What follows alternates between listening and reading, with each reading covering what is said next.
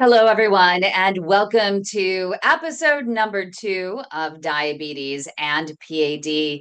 And you might be wondering why diabetes and PAD? Well, even one extra sugar molecule in your blood could end up wreaking havoc on your artery walls, particularly in those smaller vessels below the knee. And it ends up limiting the circulation in your leg. Once that plaque gets all built up in those damaged areas, and you end up with the poor circulation known as peripheral artery disease or PAD. It's really important if you do have diabetes, even pre-diabetes, and your doctor tells you that you have a little bit of neuropathy, numbness, the tingling, and oh, it's just your diabetes. It's worth going to the Global PAD Association's website, padhelp.org, and learning more about PAD, and go to padtest.org and find a clinician in your area or physician in your area that can test you for PAD. 1 in 3 diabetics over the age of 50 has PAD, so it's worth getting tested now versus waiting until you are a toe stub away from amputation. In this particular episode, which is co hosted by the amazing Mark Brezzell, he is the author of A Matter of the Heart, My Unexpected Journey with Diabetes. We are turning the tables on him, and he is going to talk about his book, why he wrote his book, some of the learnings, some of the takeaways from his journey with diabetes. We're sharing it with you. I hope you can pick up his book from Amazon and then use this as a little bit of a book club, right? And hear a little bit more about the reasons why he wrote different aspects of it, a little bit more meaning to some of the phrases in there. So we're going to talk about it right now. We're going to get a little bit more insight into the book, the different chapters, the lessons learned. And then once you pick up the book, you're going to be able to be even more in the know. And it might help you, you never know, with your journey with diabetes. So thank you so much, Mark Brezzell. We really appreciate you being here. And thank you for letting me read your book. I Thank actually you read for it reading the book, actually. twice. Thank Was you. that good? It's a really, for those people, it's a quick read. Hmm. Very, very simple chapters, uh, easy to pull the takeaways. What I also love is that you have these discussion points and Hmm. thought-provoking questions in there, which I was actually inspired. I don't have diabetes, but Hmm. it still was really great to take those questions and really think about them, especially putting myself in the shoes of my patients who have diabetes and Hmm. PAD and thinking about the journey that they might be going through. But Absolutely. I want to start with, so you end up with diabetes. What, and you had this crazy journey, right, of self-discovery through the process. That's right. But what was the catalyst for actually writing a book? You have millions of people with diabetes, and Yep. very, very few people take the opportunity to actually put their lives out there and be vulnerable. You know, it actually started last year. What happened was I bumped into an old classmate of mine. He's actually a school principal. Actually, I think he's a superintendent.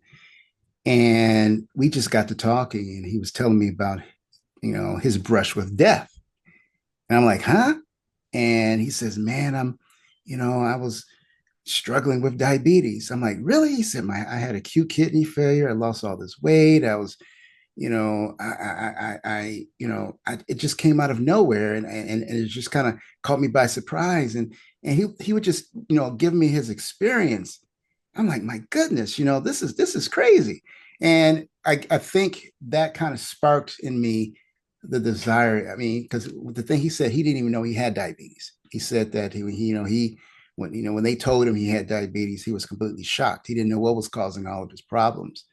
And that's when the kind of light went off in my head saying, I wonder what relevancy would it be for me to share my experience, because just listening to him and the pain that he was going through and what he had dealt with emotionally as well as physically, I just said, when I look at the books in the bookstore and on Amazon or online, when I go to Barnes and Nobles, when they talk about diabetes, they don't really touch on the psychological component of this condition. They focus so much on the pathophysiology. I know what diabetes is. I know maybe people don't understand the differences between the type 1 or type 2 or some of the intricacies involved in that.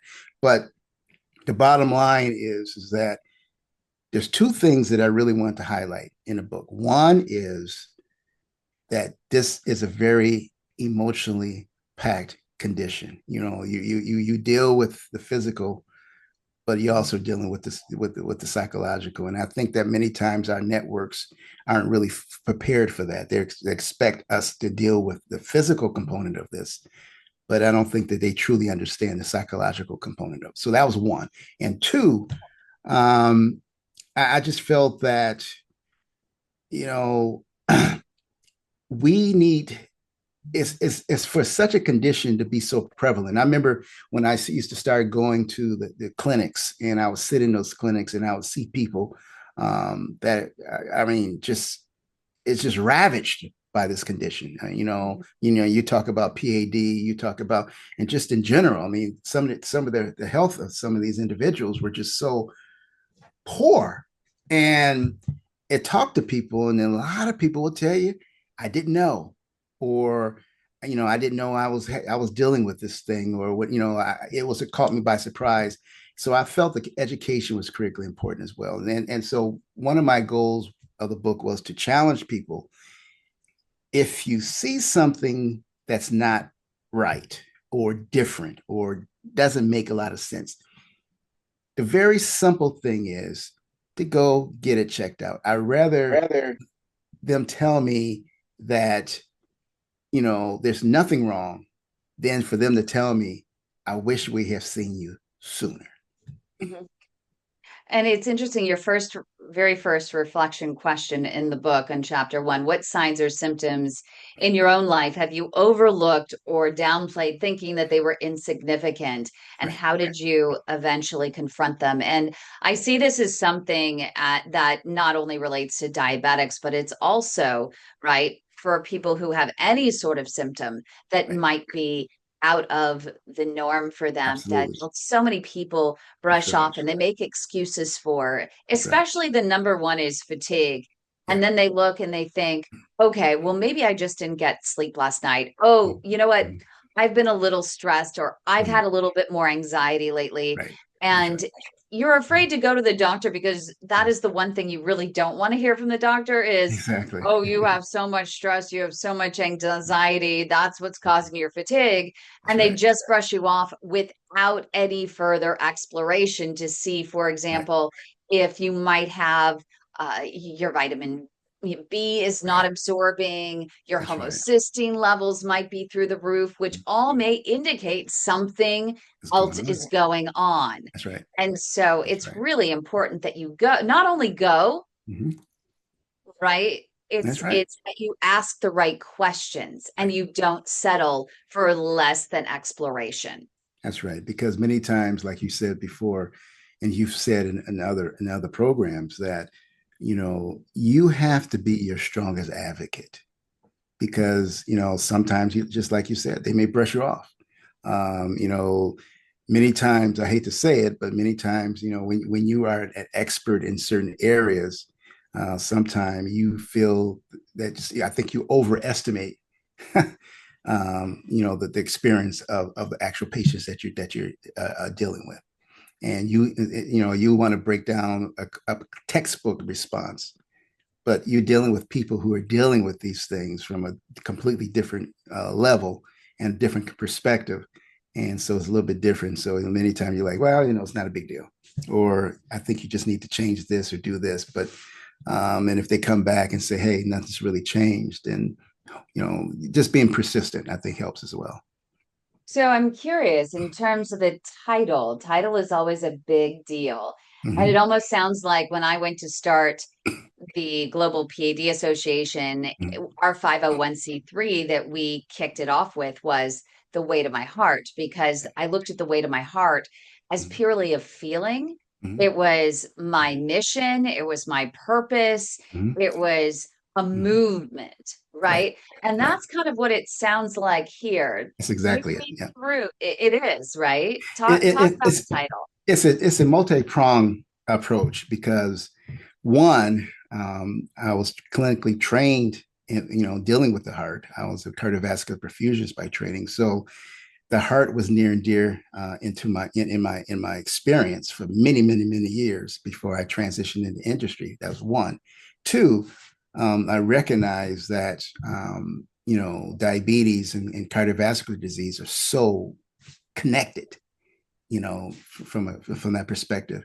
And I realized that if you have one, you definitely want to be leery of the other, because of the comorbidities of that. So that was one. And then I guess the final piece is, how bad do you want change? And that's where the heart comes in. Many times some people, when they are diagnosed with a chronic condition, they're so frustrated sometimes they'll just throw in the towel. I'm not, it is what it is. I'm going to die of something. I'm not really going to do anything to better my situation. But for me, I spent years being angry initially, but then you get to a point where you start looking around at others that are dealing with this, and you're like, you know what? I'm not going to go out like this. What can I do to better my situation? And it's a matter of heart, and it's a matter of the heart that you decide that not only do you want to change your situation, but you feel strong enough to really help others. Because when I was, like I said before, when I was talking with my friend and he was telling me his experience, I really felt compelled to, this is not a unique situation that you're dealing with. There's a lot of people that ended up in a hospital being diagnosed with diabetes that had no clue. And as we said before, with diabetes, it's not in a vacuum. Obviously, something was going on prior to presenting into to the emergency room or even being admitted into the hospital. You were dealing with something that you ignored. So I think it's important to connect the dots to help people understand that diabetes does have symptoms. They do have signs. And if you see some of these things, ask questions. Even if it's become paranoid, hey, but get it checked out. I'd rather than rule it out. It's just a blood test. Rule it out. Talk Then deal about with those symptoms. complications. Well, I want you to talk about the symptoms because one of the things that stood out to me in the book is where you discuss the constant craving for sugary drinks. And yes, you, quote, said yes, that you felt like a lush. And I had yes, to go back and read that a couple of times to go, yes, okay, wait a minute. I'm trying yes, to find the alcohol connection because usually lush means yes, right. alcohol. But then it was like expanding on your obsession I, with soda pop. I would drink those, those big liters, 2 liters. I would just drink those down probably at a couple of settings. And I would have 4 or 5 or 6 of them, and I would just guzzle, guzzle, or I just sip on it all day. What people do with water, that you're supposed to sip on water. I just had the desire. Exactly, I had the desire to. I did the same thing with very sugary pop, and what. Welch's grape was, if you look at it at the time, it wasn't modified to, reduce the sugar like many of the pops are today. It was still up there, 50 grams per. And so And your I just, wife actually noticed this. yes, You say that she yes, approached you several times absolutely. and was thinking, what are What's you doing? Why do what's you the have matter these with you? sugary cravings? This is Exactly, abnormal for you. Are exactly. you just purely thirsty? Was it Yeah, a thirst or a craving for sugar? it was a craving. It was a craving. It wasn't just a thirst. I would drink water, but it was a craving. I needed it. I won't say it was a high, but it was just it's that was the only thing that would satisfy my palate, is drinking something sugary.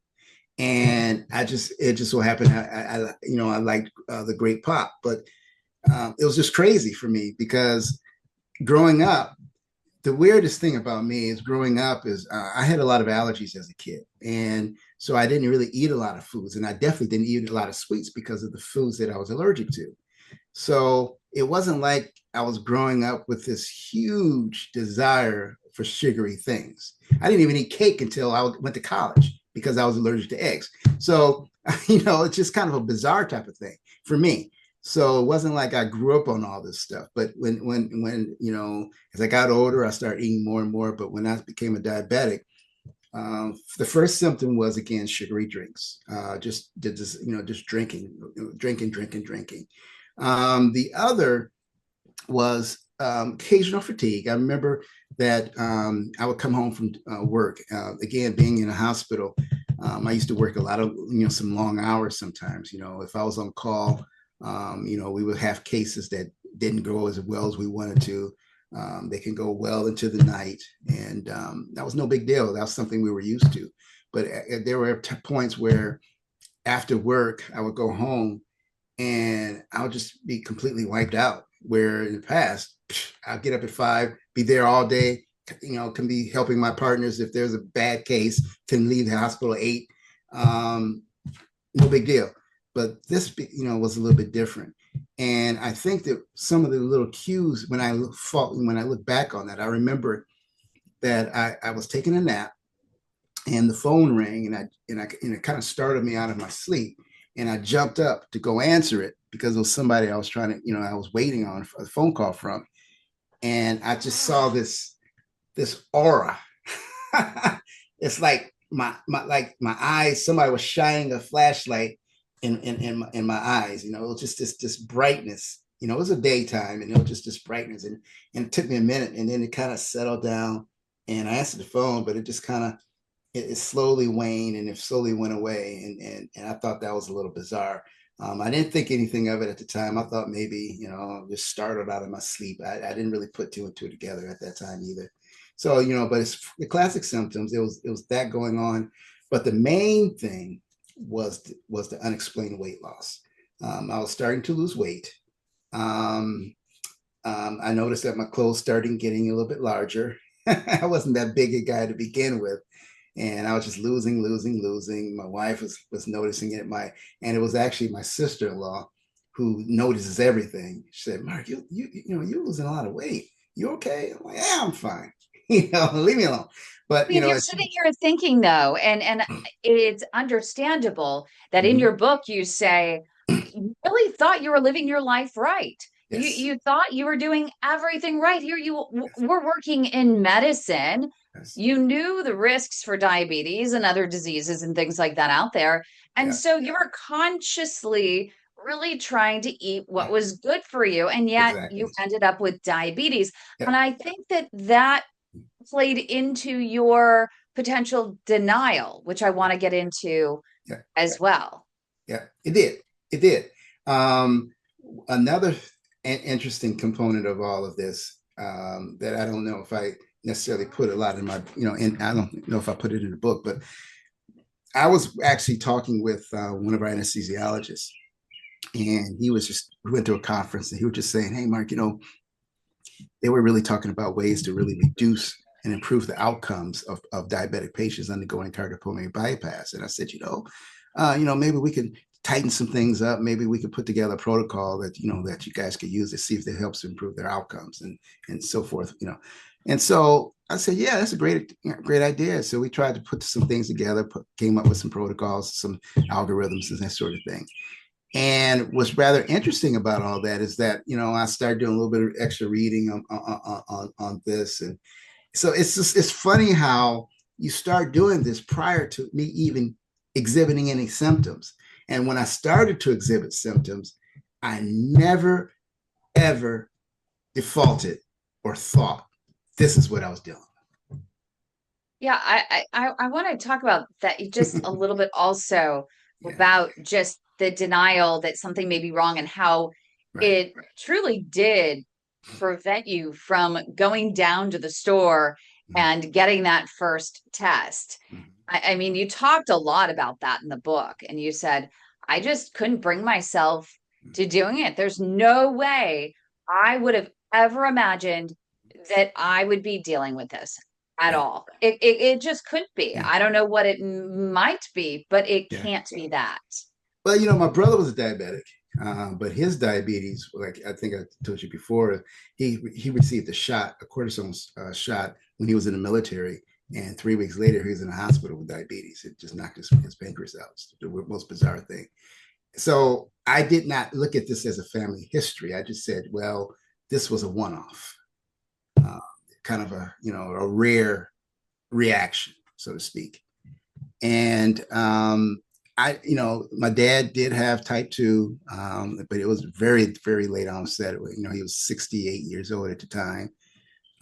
So there was, I guess you could say, a family history. When I started thinking about it, I started looking at my grandparents. One of my grandmother on my father's side did have diabetes. So I began to, you start putting two together. But at that particular time, I really wasn't examining outside of my brother any family history because my mother was fine and my dad, he didn't get in until later. So I'm 31 years old. I was young. I was a young man.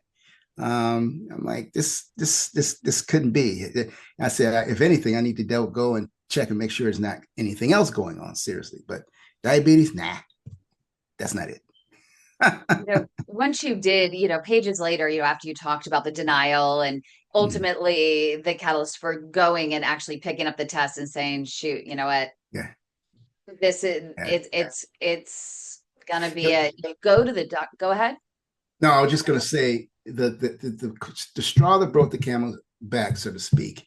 Where I began to really put the two and two together was one day I was, the way our cycles worked. When you're on call the night before, you're available for any emergencies or anything that's going on, and then usually if you go into the hospital that morning, you what they call first out, meaning that when I get there, if there's depending on what the schedule is going on, if it's not that busy, then I usually would go home early. So maybe it was around 9, 10 o'clock. I decided, I'm done. I didn't have really anything to do. My partners were there. So I was heading home. Well, I went to the bathroom and I said, well, I wasn't thinking anything of it. Got in the car and I was halfway home and had to go back to the bathroom again. I'm like, I just went to the bathroom, and I'm not even home yet. And so I'm zooming, I'm like, man, I got to find somewhere to go to the bathroom. And so in my mind, that's when it dawned on me something about this isn't right. Of all the things that I was dealing with, that was the moment of reckoning because I've talked to my colleagues that, I knew what the symptoms. I said, okay, when that happened, that's when I start. That's when the light just not even the light, the beacon, the spotlight. I'm like, are you kidding me? And so that's when I actually went to Rite Aid at the time, which was still in business, and I went there, and you went to the bathroom, and in the process decided, what, just for the heck of it, I'm going to test myself and see what happens.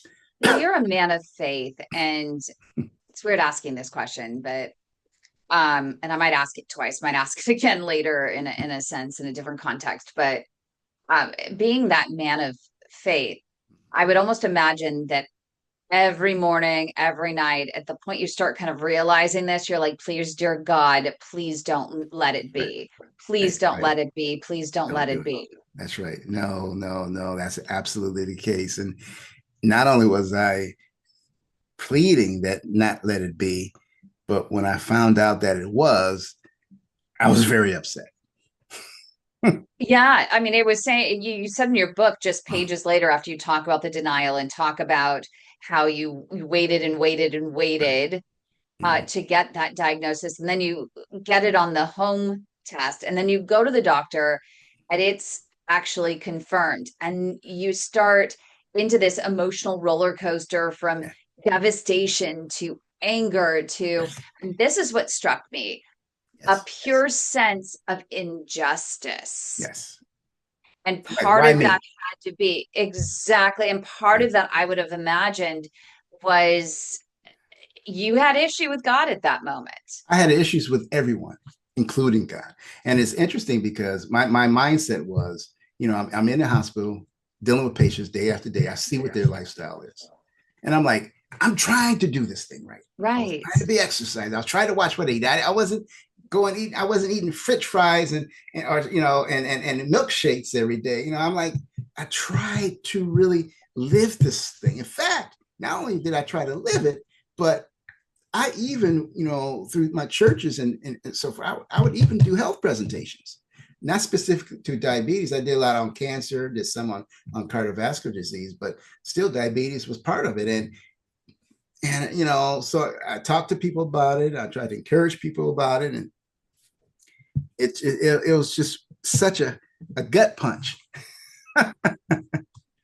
And you mentioned that why me mentality, and you did mention that in your book as well. How did that at first, I mean, especially this roller coaster and the why me mentality in particular, how did that hinder your ability or delay the start of healing, of treatment? And what was the catalyst for actually changing that? Because that mentality did change. I was angry again, and I was a little bit bitter. I know that my wife would sometimes wonder why am I so. She said that my psyche changed a little bit. She said you're always so happy go lucky, but now you just seem to be so uptight and stressed and angry. And I think my mentality started to change after my first child was born. Because my wife, she was pregnant around October, November that of that year, and we going into February. As I was dealing with this emotional roller coaster ride, when I saw my child was born the following year, and in October of the following year, and I said to myself, I can't keep this roller coaster up. I still was upset from time to time, but seeing my child, I think that was the beginning of me looking at things a little bit differently. I can't, okay, it is what it is. This is what I have. I can't be upset as to why, because that's not going to change the now. I have now a child. I was still new in my marriage. So I began to start to retrospect and kind of unwind and kind of download and kind of recognize, listen, I can't, this is destructive behavior and it's not going to be a benefit to my child. So I said, I have to kind of change my attitude. And I love this on page 14, where it says in your book, Mm-hmm. one thing I gathered from this crazy experience is that indeed there is a God. This was not some lucky set of circumstances, but truly a divine encounter. Yeah. Talk Yeah. about that. Well, that came from, um, You went from angry with God yeah, to suddenly, I mean, that was a huge shift to calling it a divine encounter. that was a result of my first hypoglycemic episode experience. My father was living in Michigan, and my brother contacted me and told me that they were rushing him to the emergency University of Michigan hospital. And so I was going to go up there to check in on him. So I got in the car and was about to drive up there. And my wife came onto the garage and she saw me. She thought I left, but I hadn't left yet. And I was sitting in the car and she thought that I was just upset. My dad was in the hospital. She thought I was just sad. So she came out there, you want me to drive you up there? And I kind of, was a little responsive. I said, sure, that'd be fine. And so she got the kids together and then we got ready to go drive up there. Well, what happened or I should say what was going on was my sugar had dropped. This was the first time I was actually dealing with this. I had never dealt with hypoglycemia on that level. And I was almost incapacitated. What it was is I dropped my keys on the floor. And so I'm just sitting there and everything was I was just kind of out of it. And so she got in the car. She was thinking I was just upset, but actually I was hypoglycemic. And so we were on our way. We got up over the Michigan line, and I just told her, I said, I don't feel good. Maybe I should go to the hospital. And so we turned around and we were going to go find the hospital. But at that time, my sugar was so low that I was incoherent. So she wasn't familiar with it. You know, we lived down there, but where the hospitals were, she didn't go down there that often where that was. And so I was confused and trying to tell her how to go to the hospital. She didn't understand. She had never seen hypoglycemia before. So she was trying to figure out what was wrong with me. And I was out of it. So I really couldn't give her any guidance or direct. It was a total mess. And, you know, because she wasn't that great with directions, and this was before, and so I grabbed the GPS and I said, I know where the hospital is, but I didn't know what was going on. I was just acting crazy. My kids were trying to get the GPS away from me, and they're like, Dad, you know, and they didn't understand what was going on. And it wasn't until I actually passed out then they fully embraced the fact that, wait, wow, he's not good. There's something going on with him, because I just basically passed out. And so my wife was then she was able to get the GPS and was trying to find her way to the hospital. But we had gone into an area that she was totally unfamiliar with, and we were like out in the middle of nowhere. And she was just fearful. She was like, trying to find a house because it was a gated community where we were. Mm-hmm. She was trying to find somewhere where she can, call somebody or someone can help. We finally ended up at a gas station, and she thought it was closed because it was late at night, and there was three guys that were there. And she's like, my husband it needs help, and they just happened to have a cell phone, and they gave her the phone, and they called the paramedics, which got there relatively quick. But the way things worked out, because even those I talk about there has to be a God, is like we were looking for these three individuals, and after everything it happened, they were nowhere to be found. It was like, where am I? Where are we? My wife didn't really know where we were, but we told them where, paramedics where they were. They came, they resuscitated me. They said my sugar had drifted off to, I think it was 39. That's how low it was. And it took three of them to resuscitate me, because I was combative, and they finally were able to, hook me up to IV, and they finally were able to, inject me with with the ampules, and I started just responding, and that just basically came out of it like nothing happened. And I'm like, why am I in the back of an ambulance? What's going on here? And they're sitting there, they're sweating a little bit because they had been dealing with me. I had no clue. My wife was scared to death. And I was like, what happened? And they said that your sugar, that you were, you were right there, guy. And but we were able to, to bring you back. And they said, you need to go to the hospital. I said, no, I'm fine. I came right out of it, And after that, I came to the conclusion and said, this is this was not just a lucky scenario. That's when I made that statement, because I said there's no way in the world that you could just attribute that to just straight luck. I mean, that was a recipe for disaster, but yet I still was able to come out of this thing unscathed, and it was just kind of a weird dynamic. And I'm like, It wow. was It was also in that same scenario where you say that you came to realize that this walk with diabetes is a walk of sheer resiliency.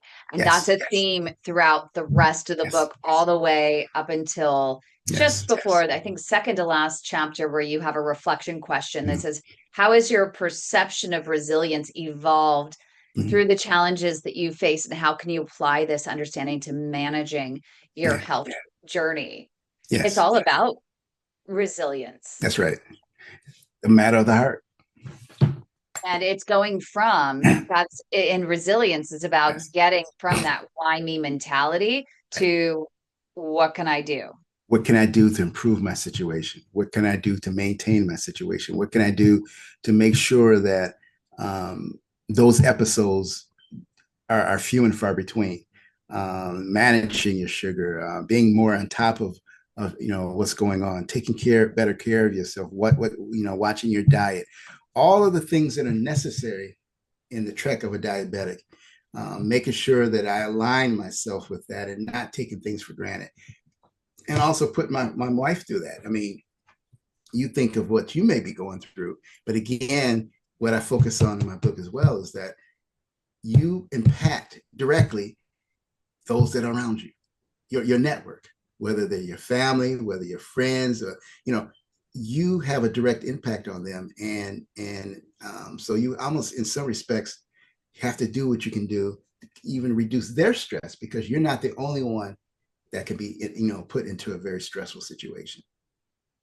And so, talk about the roadmap to combating diabetes. So, we say that you go from the why me to what can I do about it and start doing something about it. And in your book, you talk about, starting on page 36, the eight Yes. health principles that Yeah. seems so simple. And if you're first looking at them, you're thinking, okay, Captain Obvious. Um, dive into these a little bit, because if you do first glance at them, you see fresh air, water, sunshine, rest, exercise, trust in God. I mean, you're thinking, should I even bother to read further into this? And I Yeah. was actually pleasantly surprised by some of the real tangible, heartfelt um, expansion of in each one of these Yeah. that was very personal to you. Well, the thing about it is what I have to recognize again when I talk with my diabetes educators, when I read other books on diabetes, again, the focus was so granular. It was basically so singular in so many respects. Change your diet, or it's all diet related, diet, or maybe exercise. But when I recognize that as humans, there's more to us than than one or two components. And I said the best way for us to improve ourselves, when you think about diabetes, exercise is so critically important. Like you talked about your campaign, walk, the best way to tackle PAD is to walk through the pain of PAD. And that's all part of exercise. Not only walking through the pain of PAD, but when you get out there and you walk and you breathe in the oxygen and the fresh air and the sunshine, the better, the stronger you are as a full person, the more resilient you are to be able to offset many of these conditions that befell us. And so that's where I'm coming from. You need to get a lot of rest, because if you don't sleep, rest is where your body recuperates, where your body heals, where if there's any challenges that you were beset with, throughout your day, your body has the ability to heal itself overnight. And if you reduce that time frame, you further set yourself back, because now instead of taking a good 8 hours, 7 hours of sleep, you only sleep in 2 or 3 hours. That's only 2 or 3 hours of time for your body to recuperate and heal itself. So all of these components, one after the other, sunshine, and like I said, the vitamin D, the energy that when you're out there, your body holistically responds in that environment, in a fully natural environment, running and walking and drinking fresh water every day. And your body needs to be hydrated. So it's a total package as far as restorative and healing and maintaining. And so I found out that,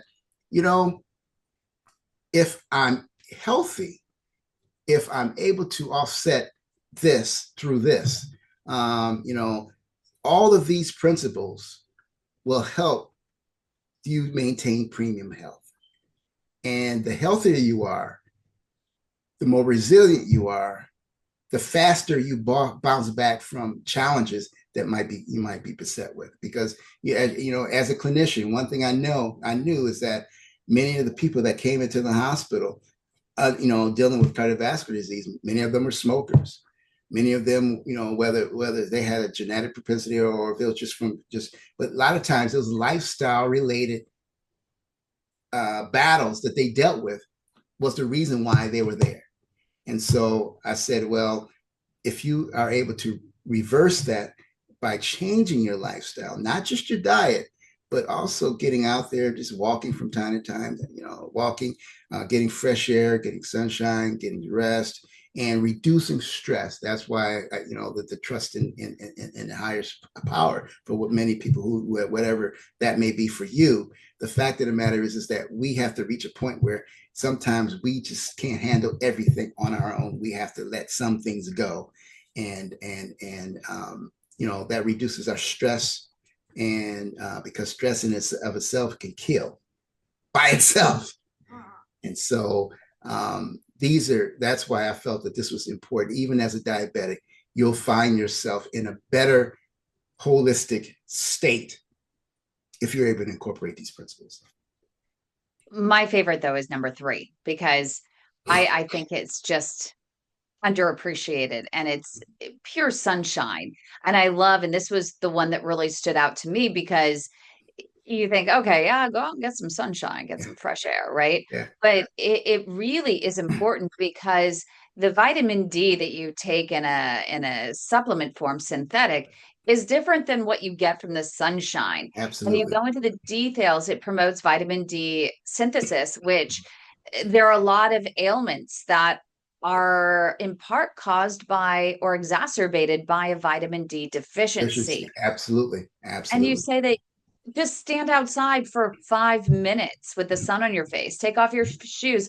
And this is interesting. Dr. Vincent Rowe, a vascular surgeon from UCLA, University of California, Los Angeles, he's the head of vascular surgery there. He was just talking a couple of weeks ago about a patient that was experiencing critical limb ischemia. Mhm. And she was able to get herself out of CLI Mhm. by grounding, by going out into the grass and walking and feeling the earth and going to Right. the beach and Yeah, feeling yeah, the earth, feel the that's earth right. beneath your feet, Yeah, type of thing, which I thought was interesting. But even yeah. more interesting here, and then I'll let you jump in, is in general, scientists think 5 to 15 minutes for an average person.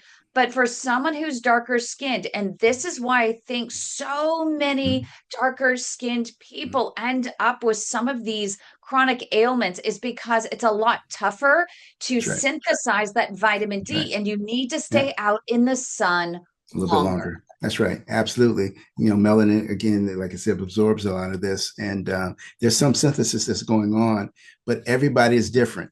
And even from a demographic standpoint, yes, you can tolerate much more sun, but sometimes, like you said, you have to, be out there a little bit longer or to really get the synthesis that you need to really help your body metabolize. And so it's a holistic process. I just felt that sometimes we focus on one or two things and we leave a lot. We downplay everything else, and that may help. But I just always felt that the total picture provides you the most maximum ability for your body to heal itself and to maintain healing. And many of this, if you look at many of the comorbidities of diabetes, majority of it can be offset by following these, by doing this, by exercise, by eating, changing your diet, by all of these principles help prevent many of the comorbidities that we suffer as a diabetic. And the other thing I want to touch on, which is, and I saved it for last because it's such Yes, a big thing, is the diet. And yes.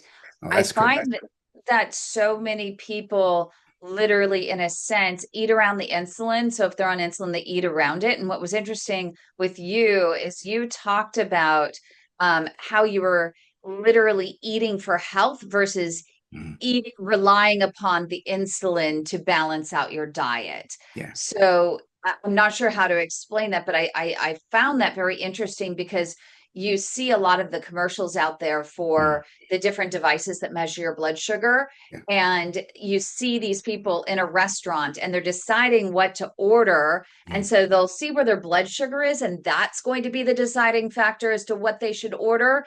Mhm. You're saying in the book, no, no, no, no, no. Mhm. You need to actually focus on eating healthy always in any way and That's right. unconditionally, no Yeah. matter where the blood sugar, no matter Right. how much insulin you have, and if you can give yourself another injection, Mhm. that'll all balance out if you Mhm. just are consistent with Right. your diet from the very beginning. Consistent with diet, and also I emphasize moderation, temperance, because many times people say, "Well, it's a boring life because I can't do it." No, you could do all of this stuff. It may not be degraded, but you could.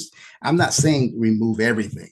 We just moderation is the key because too much of a good thing can be bad. So just you have to be moderate. You have to be temperate, and but you have to be also cognizant of the fact that you want to try to you can't just overload your system with things that's going to make your body work so hard to break down and metabolize. And that's where you're seeing all these diets. I'm not a dietitian, but I know enough that I am a vegetarian, and I know that fruits and vegetables are always never a bad option. To consume along with some of the other, the meats and some of the other carbs and the other stuff that are out there. But I know that if you are top heavy with, some of these natural type of foods, that's the easiest opportunity for your body to, gain a lot of energy from eating good, healthy options. And as we get to the conclusion of the book, I love this statement here because I think that this just ties it all up. You say wellness is a matter of the mind, the body, and the heart. Yes, yes, absolutely, absolutely. I mean, it's about, do you love you? And if you love you, are you going to do what's best for you? And many times sometimes may not be the most popular thing in one respect, or you may say, well, I have to make some changes or some adjustments. But it really comes down to, how much do you love yourself enough to really, not only just for you to exist, but again, I'm married. I want to grow old with my wife. I want to be able to see my children grow up, and well, they're all grown, but I'm saying I want to see them have their families and their children, be a grandfather, a great grandfather, and that sort of thing. And I can't, do that if I'm laid up in a hospital on a ventilator. That's true. And the one thing that I think would be great in your next iteration and your next book you write is the perspective of your wife Yes, and the I support was of your thinking those family words. through this journey. Yes, We saw in the beginning, but we didn't see that carry through, right, which is fine because that is, in a sense, the next book. That's the right, next chapter because it's not just you, the people who right. love you. It takes a village. I That's right. hear so much from my patients that they say, well, I have to cook this for this person in the Yeah. family and this for this person in the Yes, family. And yes, my kids won't eat this. My yes. grandkids won't eat this. My husband won't eat this, That's or my right. wife. And Mm-hmm. it's like, oh my goodness, in our house, everyone always had the same thing. When my mom was Mm-hmm. sick, we ended up eating her diet for Crohn's disease. Mm-hmm. Everyone ate what she ate. With my dad with heart disease, even she adapted to meet the needs. And I still eat for what he needs because I do take care of him. And I think it's important to support one another. And it never hurts because if it's Absolutely. healthy for him, it's also going to be healthy for That's, me and that's be a right. preventative measure, right? But I'm That's right. curious from your standpoint, and just to tease us into the next book that you plan to write, what was that like in terms of a support system from your wife when it comes to eating and exercise and sleep and getting that little bit of sunshine every day? Well, the travesty of it all, and I think I probably should write a book about it to encourage people to be more involved in, is that my wife, I didn't really get into the specifics of diabetes. I don't think she fully appreciated the condition. And it's not until later in my life where, after a few of challenges that occur, where she now begins to, you know, because even now she's like, it's all about what I eat. It's all about, I want to make sure, just don't eat the junk food. Leave that stuff alone, because sometimes you still have bad habits. I'm not going to deny it. You eat a cookie, yes, I eat all that stuff. But the fact of the matter is that, again, moderation is key. I'm not sitting here all day eating cookies. I maybe after I eat a meal, I may have something sweet for after that, but I'm not eating this stuff all day. Now I have snacks and stuff set aside just in case my sugar may dip, and I do have that. But the fact of the matter is, my wife now is on full, but she's learning more about the condition. She's learning more about how to cook for the condition. Even back then, she was learning, but I think it caught her by surprise to the enormity of this condition. I don't think she truly appreciated the day-to-day struggle that we deal with, because it's I always tell people all the time, when you're talking about the psychological component of this, think of something that we have to be on our game every single day, Yeah. all day. And if we're and you could be perfect for 6 days. On the seventh day, you can make a mistake that could be life threatening. And so that puts a great deal of stress on any individual. As a former clinician, I remember when they first I'm young enough to, or I should say, well, yeah, I'm young enough to remember. Actually, I'm old enough to remember when they started to introduce, universal precautions in the hospital, and we thought it was kind of silly because it was very difficult for us to maintain that level of care, that level of acuity for every single time. That's not human nature. Mhm.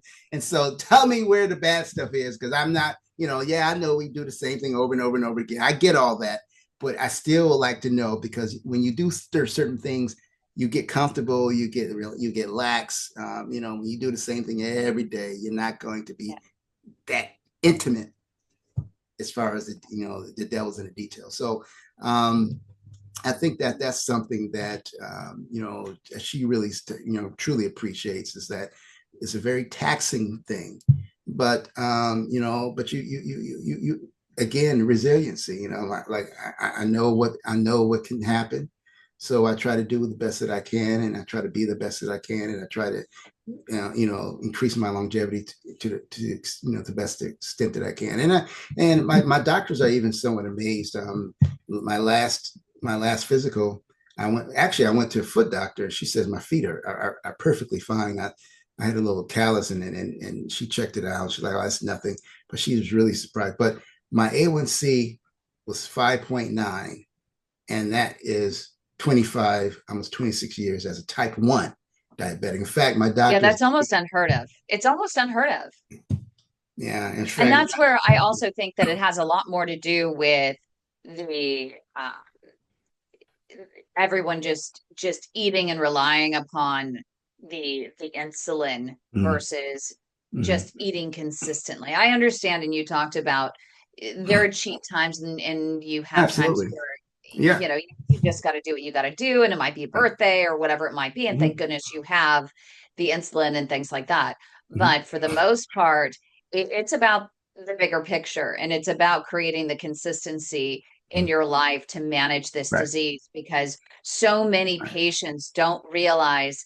I mean, there are severe complications. And yes, our friend Sally Hendricks from South yes, Africa, the number yes, one thing that, yes, and mm, people should mm, follow him too. He's on yes, LinkedIn. mm, He has some really incredibly powerful yes, content that he's created, yes, he and does, educational resources as a he does, patient to mm, other patients and clinicians and physicians. But what he said is when he was diagnosed with diabetes, he wished that the first thing his doctor would have talked to him about would have been the complications that can arise and the damage that right, one extra sugar molecule can cause in your body, and right, how diabetes actually really impacts the blood, whether it is the mm, damage to the mm, arteries or whether mm, it making your blood more thick and mm, syrupy and mm, making it tough Mhm. for the blood to get into those smaller vessels, those capillaries. I mean, it's bad enough it's damaging the artery walls, right? And your That's main vessels, your main exactly, superhighway.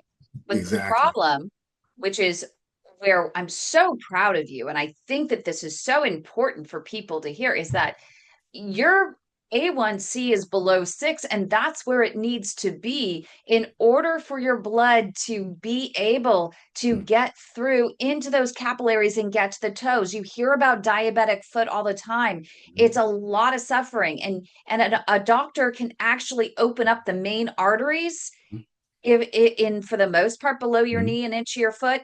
But Yep. if you're having problems with your blood is too thick to get through those capillaries, which Mhm. are even smaller, That's they right. can't do anything about it. The That's right. only thing you can do is manage your That's blood right. sugar. That's right. That's right. Manage your blood sugar. And I think many times eating foods that facilitate the very thing that your body, that you're trying to, prevent from happening.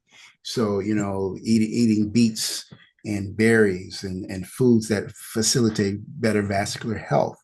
I take as a supplement beetroot, and it just keeps nitric acid, nitric oxide. It kind of opens up the vessels and kind of a vasodilation effect. But I'm just saying, not only do you want to watch what you eat, but try to find foods that help facilitate some of the challenges that diabetes propagates.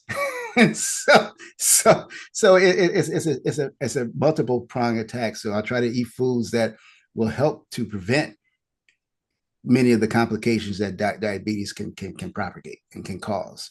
And I think when you understand that you're eating, as you like I said, as food is medicine, then you begin to recognize that that's a cycle that can maintain really good really good long-term health. And so even if you slip up here, slip up there, certain diets and certain foods that you eat will help to you know kind of calms I should say, push back some of the sins and the slip ups that may occur over time. Because hey, you're human. You're gonna certain things are gonna slide by you. But I think if you really watch what you do, watch what you eat, on top of applying all of these other key health principles, you'll be amazed on how resilient your bodies are. You are such an inspiration. For more inspiration, you might want to pick up the book, A Matter of the Heart. You can get it on Amazon. I believe Or it's Barnes and being Nobles. Oh, you can actually buy it on Barnes and Noble on their Yes, website. online. Yep, Oh, it's online as well. fantastic. And Yep. I assume you have an ebook as well. Yes, that's on Amazon. Yep. Perfect. Thank Mhm. you so much, Mark Thank Brezzell. We you. really appreciate it. And for those of you who are following along, who watched our first episode, this is episode number 2. Mhm. I've really put Mark in the hot seat for the last 2 episodes. But guess Yes. what? He is the co-host of Yeah. Diabetes and PAD. And Yes. next week, he and I are actually going to be interviewing together as Hmm. co-hosts the former American Diabetes Association Chief Medical Officer, Dr. Robert Gabe. And you Yes. don't want to miss that. We are going to talk to him about the future of diabetes care, the innovations that he's most excited about, and some Hmm. of the things that he wishes woulda, coulda, shoulda been done Right. already. So That's right. you definitely don't want to miss that episode. Follow along. Make sure you like this video. Hmm. Subscribe to our channel, youtube.com/, the @ sign, the way to my heart. Please subscribe for amazing content like this that you don't want to miss. And you also have the opportunity with every one of our live episodes to ask your burning questions. We want you to participate. We want you to be our third co host. So make sure you join along, subscribe to our channel, and don't forget to join us next week. Mark your calendar because Yes. Dr. Robert Gabe, the former chief medical officer for the ADA, is going to be here live to answer not only my questions, not only Mark's questions, but your questions as well. That's right. Bring all your questions with you.